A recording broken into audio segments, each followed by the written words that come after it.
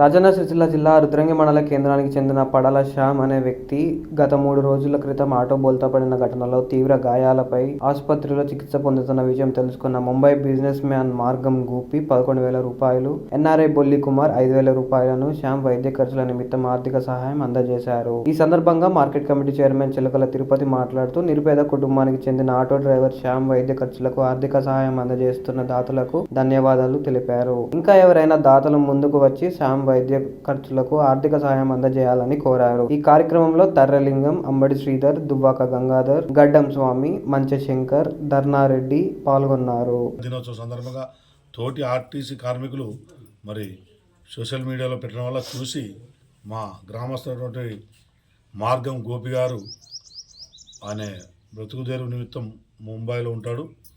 అక్కడి నుండి 11,000 రూపాయలు వాళ్ళ ఇంటికి చేర్చాలని నాకు ద్వారా చెప్పడం జరిగింది.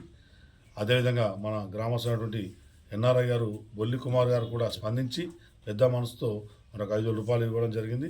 అంతేకాకుండా ముందు కూడా వారి కుటుంబానికి వీరు ఎల్లప్పుడూ సహాయ సహకారాలు చేస్తారని కోరుకుంటూ, ముఖ్యంగా ఇంత మహిళా దినోత్సవంలో ఒక తల్లి ఆవేదనను అర్థం చేసుకొని ఆ అబ్బాయికి ఎలాంటి వైద్య ఖర్చులకు కానీ ఇంకా దేనికైనా కానీ ఇస్తున్నటువంటి దాతలకు ప్రత్యేకంగా ధన్యవాదాలు కృతజ్ఞతలు తెలియజేస్తూ, ఇంకా కూడా ఆ అబ్బాయి కోలుకోవాలన్న చిన్న పిల్లలు ఉన్నారు, వారికి కూడా చాలా గరీబ్ కుటుంబం కాబట్టి ఇంకా దాతలు ముందుకు వచ్చి సహకరించాలని కోరుకుంటూ